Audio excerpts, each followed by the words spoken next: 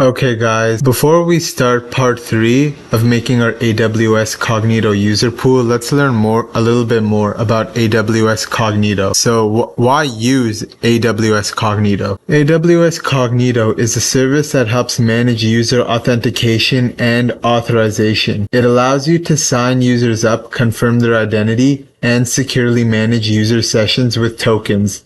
In this project, we are using Cognito to handle user registration and login, replacing the need to manually manage credentials in our own database. Cognito offers user management. This means that Cognito automatically handles the sign up, sign in, and user management tasks.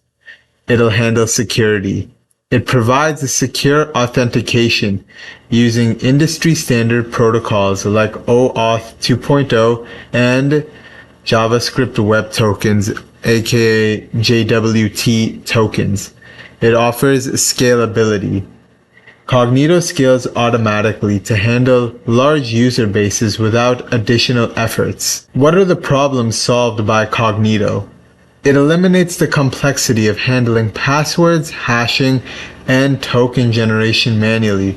It ensures a secure communication between the user and your services without needing to build custom authentication logic.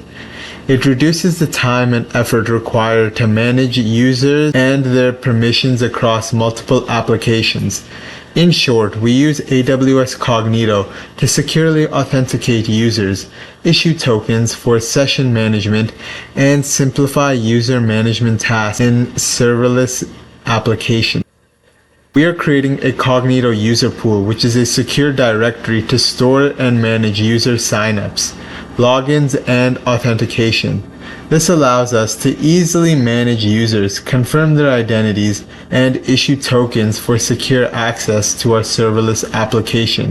Our app will connect to this Cognito user pool to handle all user-related tasks such as signups, logins, and managing user sessions. By integrating with Cognito, we add user management functionality to the app without having to build custom authentication logic, allowing us to securely authenticate users and issue tokens for accessing other parts of the app. Now that we have an understanding of Cognito, let's go ahead and make our user pool in AWS. Okay guys, without further ado, let's go ahead and make our user pool in Cognito. I have it pinned here, but you can just type Cognito.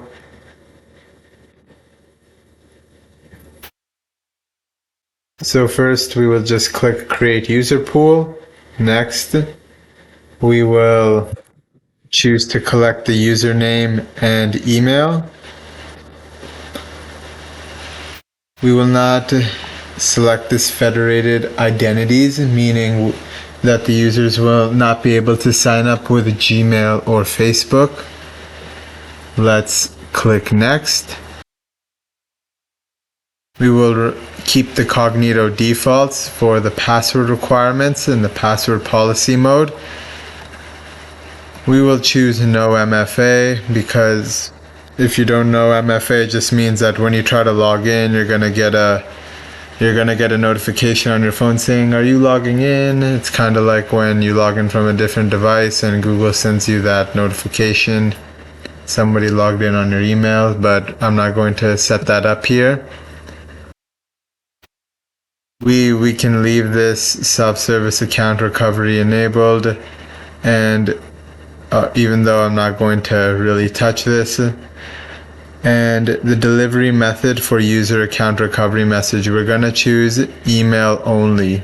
So we're not going to choose any of these other options. Click next. We will enable self-registration, allow Cognito to send messages to verify and confirm. Send email message and verify email address. We will keep the original attribute active when update is pending. We will select email address for active attribute values when update is pending. We won't add any additional required attributes.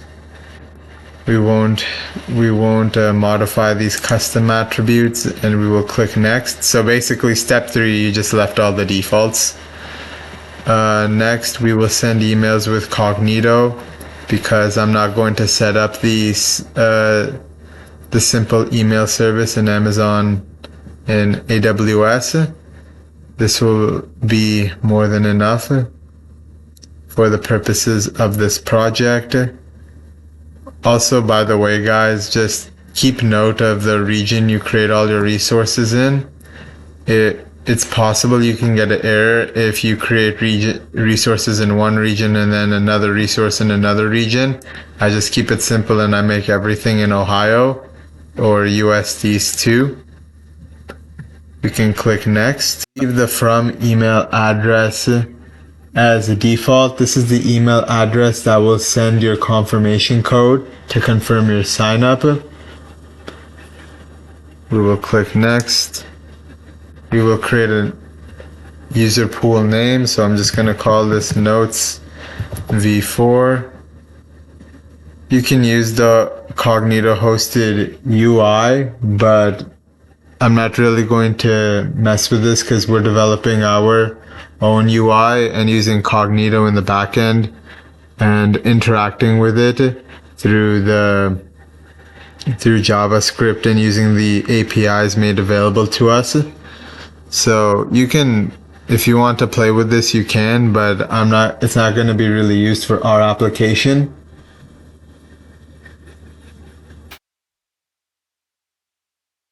And this is the domain that you could set up if, again, you're planning to use the Cognito UI. So you can just put any sort of name here. You could just put domain 227. This is the link that'll be given to you. Next, let's go through the steps to set up the app client. This lets our scripts talk to and interact with AWS Cognito service. So this must be configured correctly. We go with the public client name. Let's create a app client name. App client 227. I do not generate a client secret because I create an access key for one of my users in IAM, Identity Access Management Service, to allow the script to access Cognito. For now, this is okay for the purposes of making this project and learning and testing. We can create a callback URL. It doesn't need to be real. You can just put whatever you want here if you wish. This is basically the URL that the user gets sent to after they log in. We will click next, and here we review and create, and we will create our user pool. So just the main thing to note is that the main thing is that you choose public client here in the application client settings.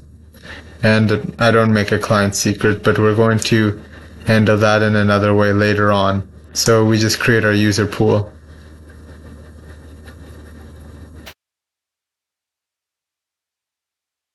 So that concludes part 3, where we learned about AWS Cognito and we created our Cognito user pool.